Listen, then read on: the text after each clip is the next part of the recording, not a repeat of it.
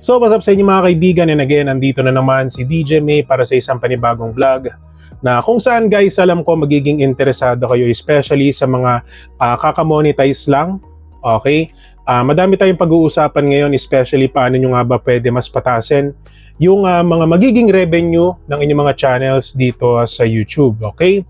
So dito guys, pag-uusapan natin kung paano ko inaayos yung aking mga ad breaks, and at the same time, magbabahagi din ako ng idea sa inyo about sa membership, about sa supers, and of course about sa YouTube shopping. Okay?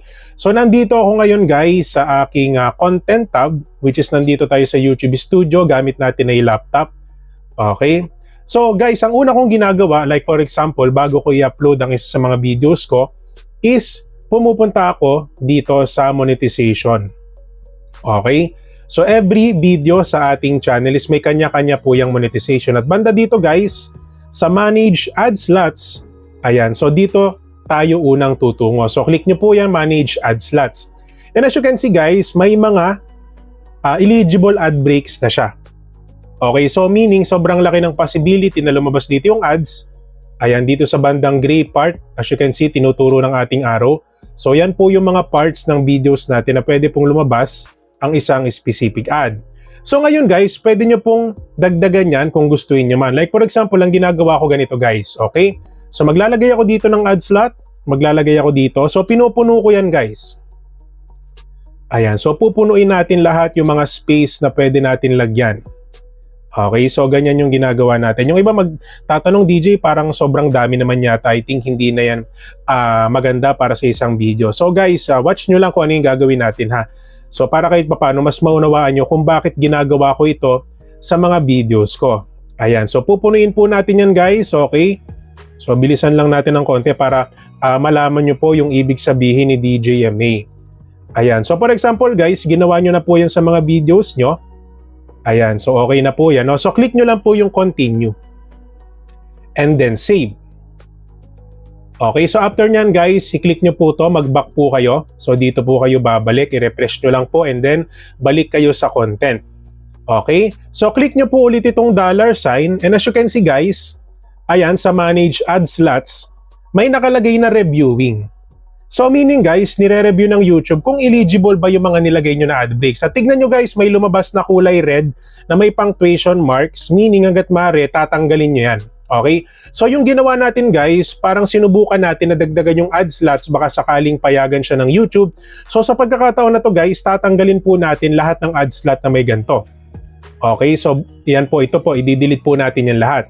Ayan, makikita nyo naman po yan guys, no? So madali lang po yan tanggalin, so erase nyo lang yan. Okay, so erase nyo lang po yan. Yung mga walang ganito guys, iwan nyo. So meaning pwede siya. Okay, so yun yung mga part ng video nyo na pwede talagang lagyan ng ad slot. Pero yung may ganito, tanggalin nyo po. Ayan. Tanggal. Tanggal. Tanggal din po ito. Ito, tanggal din. Tanggal po yan lahat. Okay, so tanggal din po yan. Tanggal din po yan. So yung dalawa, ito na iwan. Tanggal po yan. Tanggal po yan. So hindi ko sure guys kung nadagdagan pa siya or ganito din yung ad slots natin kanina. Pero yun kasi guys ay isang paraan para po makita natin yung part ng videos natin na pwede talagang lagyan ng ad slot. Okay? So ganun guys, pwede siyang gawin kasi the more na mas madami po tayong ad slots or ad breaks, mas malaki yung chance na mas madaming ads ang lumabas. So meaning mas madaming ads ang mag-appear sa specific audience, mas malaki yung chance na tumaas ang revenue natin sa ads revenue. Okay? So after nun guys, i-click nyo lang po yung continue and then save. So yun po yung isang paraan para kahit papano is mas malaki yung chance na tumaas ang revenue ng inyong mga videos through watch page ads. Okay? So okay na po yan, nakasave na po yan. Ano? So back natin. And then guys, yung pangalawa, pumunta po tayo dito sa Earn.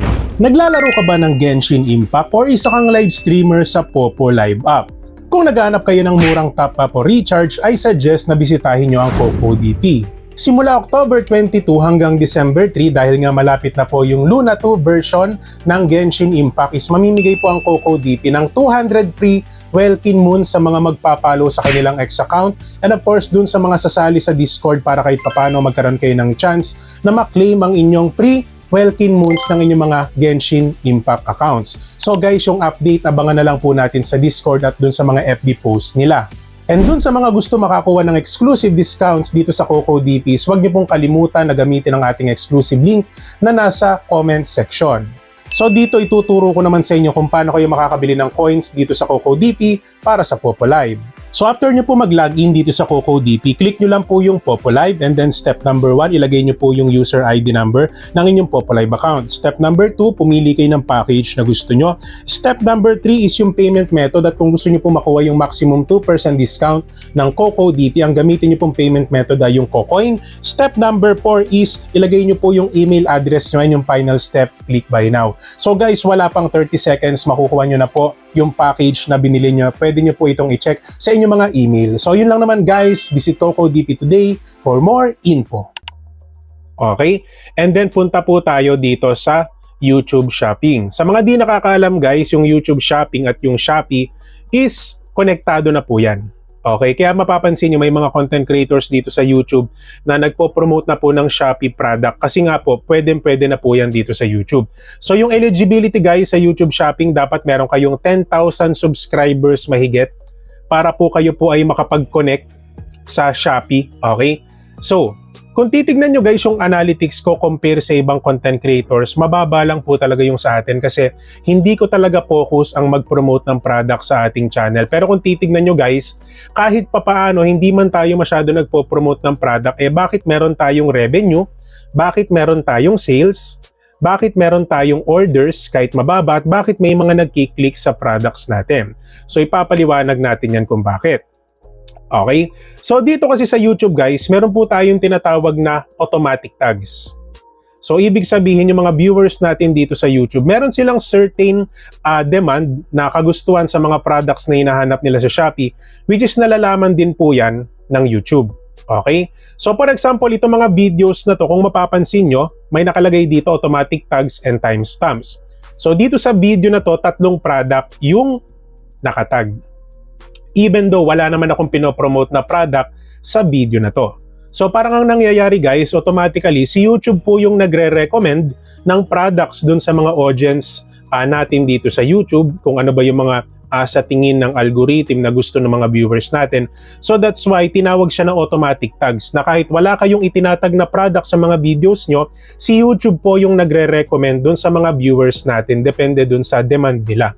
Or depende dun sa mga items na sinesearch nila, it's either dito sa YouTube or sa Shopee mismo. Kaya ganun po kaganda guys na maging eligible kayo sa YouTube Shopping kasi magiging malaking tulong siya sa revenue ng inyong mga channel. Kasi hindi lang sa sitwasyon ko guys, may mga content creators na ang laki ng revenue nila dito sa YouTube Shopping. Bakit? Kasi dito sila nakapokus. Okay, at ang maganda dito guys, hindi lang po kasi konektado ito sa Shopee lang. So, automatic pag gumawa kayo ng video about doon sa product, no, na sabihin natin sinusubukan nyo doon sa Shopee, so guys, magkakaroon din kayo ng revenue through watch page ads doon sa mga nanonood ng videos nyo. So, hindi lang kayo nagkaroon ng revenue sa YouTube Shopping through commission, hindi lang kayo nagkaroon ng revenue kung kayo po ay affiliate mismo ng Shopee, so pati na rin sa ads revenue. So, ganun kaganda ito guys kung kayo po ay maging eligible sa YouTube Shopping. So ito guys, makakatulong ito para po mapataas po yung revenue ng inyong mga YouTube channels. Okay, so that's why ako guys, suggestion ko sa inyo, do your best na maabot yung 10,000 subscribers at i-monetize nyo yung channel nyo para kahit papano. Kung gusto niyo man na maging affiliate sa Shopee, kung gusto niyo man na mag-promote ng product through YouTube Shopping, is malaki yung chance na magkaroon talaga kayo ng commission. Kasi ako guys, hindi naman ako nagpo-promote ng product, pero kumikita ako paunti-unti. So, ganun kaganda yung YouTube Shopping na kahit wala kayong pinopromote na product, si YouTube na po mismo yung nagkakaroon ng automatic tags sa mga videos natin. Okay? At ito pa guys, no, dun sa mga kaibigan natin na mahilig mag-livestream, I suggest guys, sipagan nyo sa livestream, lalo na kung monetized channel kayo. And most of the time, kung yung channel nyo po ay bagay po talaga sa live streaming. Kasi ako guys, kung titignan nyo po yung mga contents ko, more on YouTube tips, more on live streaming apps, so wala po tayo masyadong live streaming. Okay, so more on long form videos tayo. So, yung supers kasi guys, yung super chat at yung super stickers is like a donation sa mga kaibigan natin dyan na nagla-live stream. So meaning, kung kayo po ay magla-live ng pasok doon sa niche nyo, sabihin natin na kayo po ay magla-live sa inyong mga channels na talagang inaabangan ng mga viewers nyo. So sobrang laki ng possibility guys na may mag-donate po talaga sa inyo through super chat and super stickers. Kaya po ito guys, makakatulong ito na ma-boost ang revenue ng inyong mga YouTube channels. Okay, lalo na kung talagang ang niche nyo, ng inyong mga channel, is nakapokus po talaga kayo sa live streaming. So I suggest sipagan nyo po mag-live. Kasi guys, bukod po dun sa ads revenue, pwede po kayong kumita through donation ng inyong mga solid viewers and community. At I think guys, ito na po yung magiging last na nakatulong sa akin para kahit papano is sumahod tayo monthly dito sa YouTube. Ito po yung tinatawag natin na channel membership. Okay, so magtatanong yung iba, DJ, paano ba kami pwede magkaroon ng member sa aming channel? Bakit ba nagpapa-member yung iba't ibang subscriber and viewers sa ating channel? So DJ, bakit ako kahit anong pilit kong i-promote yung channel ko, wala namang nagpapa-member? Guys, dalawa lang ang reason kaya nagpapa-member sa atin ng subscribers or yung mga nagiging viewers natin dito. Okay, so yung una, dahil suportado nila yung sabihin natin content creator, or iniidolo nila yung content creator. Okay? Yung pangalawa naman, may nakukuha sila guys, no? Sabihin natin yung second, yung pangalawa, may nakukuha silang perks, may mga nakukuha po silang benefits doon sa channel na kung saan nakakatulong sa kanila, no, bilang viewer and subscriber ng content creator na yon. Sa sitwasyon ko guys, kaya may nagpapa-member sa atin kasi pineplex ko po sila every end of our video. So yun po yung number 1. And then ipinopost po natin sila monthly sa ating community. At pangatlo guys, sobrang mura lang po nung membership natin, no? So $1 per month lang po yan. So ibig sabihin yung mga members ko dito is willing silang magpa-member sa ating channel dahil tingin ko nagustuhan nila yung benefits, tingin ko sinusuportahan nila tayo. And at the same time, murang-mura lang po yung membership sa ating channel. So parang 57 or 56 pesos lang every month. So yung iba, papa-member ulit sila. Yung iba naman is tinatanggal nila yung membership. Pero ang sa akin guys, sobrang laking tulong nito sa akin. Lalo na at yung aking membership guys, wala namang sapilitan yan eh. Kung gusto nyo magpa-member or hindi, wala namang problema. Pero ako guys, masaya ako kung nakakatulong po sa inyo yung mga perks na binibigay ng ating membership perks. At doon naman sa mga sumusuporta kay DJMA, no? So kahit wala masyadong perks na maganda, gusto ko lang din magpasalamat sa inyo kasi nakakatulong din talaga ito para po ma-boost yung revenue ng ating YouTube channel through membership.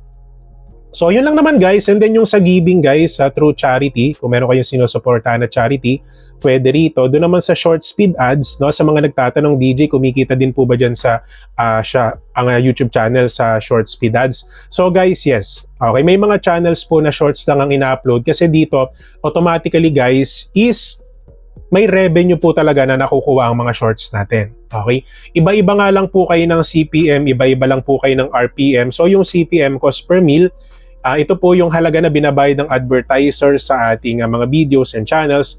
Yung RPM naman is yung exact count na nakukuha ng ating mga videos every 1,000 views. So ganun siya guys. Doon po nagkakatalo kasi mapapansin niyo yung iba ang laki ng views pero ang baba ng revenue. So yun pala, mababa lang yung CPM at RPM nila. So guys, depende po kasi yan doon sa nature ng channel natin. So kaya hindi po yan pare-parehas.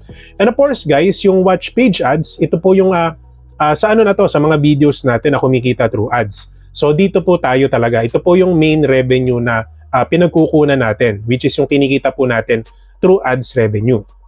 So, yun lang naman guys, and kung sa tingin nyo marami po kayong natutunan sa vlog natin for today, don't forget to subscribe our channel, DJ May, for more videos like this. At syempre guys, hindi natin kakalimutan i-shoutout yung ating mga solid viewers na laging nagko-comment sa mga videos natin na yan. So mega love shoutout po pala sa inyong lahat.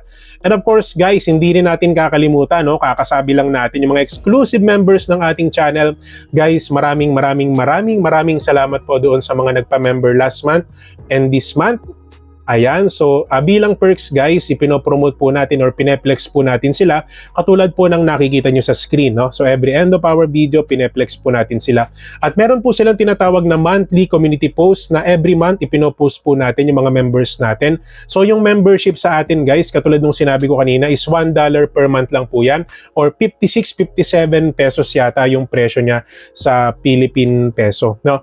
And kung sa tingin nyo guys, medyo nabitin kayo sa vlog natin na for today, don't forget to watch this video na ipapakita natin sa end screen. And of course guys, no, meron po tayong playlist dyan na makakatulong po sa mga baguhan na content creators dito sa YouTube. So yan guys, panoodin nyo po yan lahat. And for sure, after nyo panoodin yan is magkakaroon kayo ng sandamakmak na knowledge dito sa YouTube. So yun lang naman guys, maraming salamat po sa panonood and God bless po sa ating lahat.